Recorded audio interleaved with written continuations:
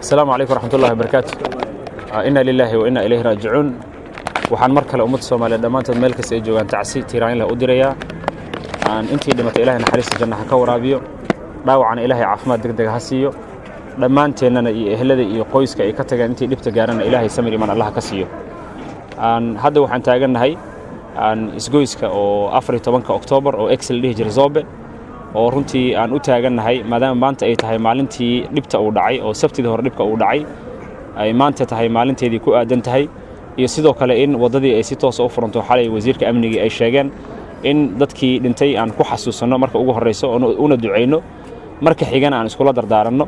oo runtii ay noqoto maadaama hadda aad ka arkaysaan wadada oo dhismihii oo meeshii dhibku ka dhacay uu dhameystirmay gaar ahaan laamigii la dhameystiray oo hadda si toos ah u shaqeynayo aan dadkuna isticmaalayeen maanta iyo sidoo kale aan dhismayaashii geesaha ku xirnaan loogu talagalay in sidii loo calaamaday inuu dhismo ka socdo ama construction sites laga dhigo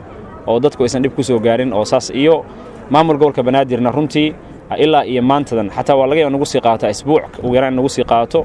dadka oo dhibka uu gaaray oo dhismayaasha inta ku leh oo dhismahooda soo burburay hadana qolay shub soo daatay hadana qolay baawur meesha dhaxtaal ayuu ku hoolanyahay inuu caawiyo maadaama dadku ay dhib badan gaaray dhib waxa ugu filan inta gaartay markii anaga ka qayb qaadana maamul ahaan inaan agabki ku saacidno shaqaalihii ku saacidno shaqaasna waa sii wadnaa oo dadka guriyahooda oo muwaadiniinta caadiga guriyahooda dhibka gaaray inaan caawino waana wadnaa taas insha Allah ta'ala ilaa qofka inta nooga baahan yahay eridan degan waa maalintii la garab istaagi lahaa saadarteed marka ugu dambeyntii waxaan rabaa inaan iraahdo aan masiibadan dhacday waa masiibo aan waligeedna soo marin xanuun badan oo runtii taariikh mugdiya oo nagu reebayso laakiin haddana ummadda Soomaaliyeed u midoobeen ay u soo baxeen isugu gurmadeen ayaa wax weyn ah saadarteed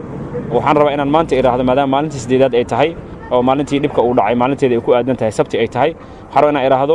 ummadda Soomaaliyeed waxa nagu dhacay waa masiibo qaran waxaan sameynana waa gurmad qaran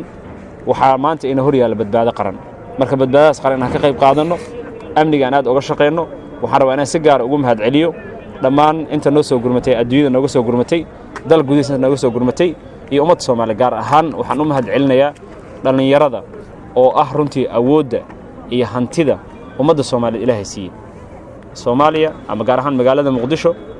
waxa la isweydiin jiray yaa amnigeeda iska leh yaa horumarkeeda iska leh yaa magaaladan iska leh maanta way cadaad su'aashaas dambe la isweydiinay waxa iska leh magaaladan waxa awooddeeda ah waxa hantideeda ah dhalinyaro idinka idin hortaala annaguna waana dhaxtaala ina si darteed maanta badbaado qaran ayaa loo baahan yahay ina badbaado qaran ka shaqeyno oo cadawga dhibta noo geysto uusan nagu soo celin oo cadawga aan si wada jir uga hortagno aad iyo aad u mahadsantihiin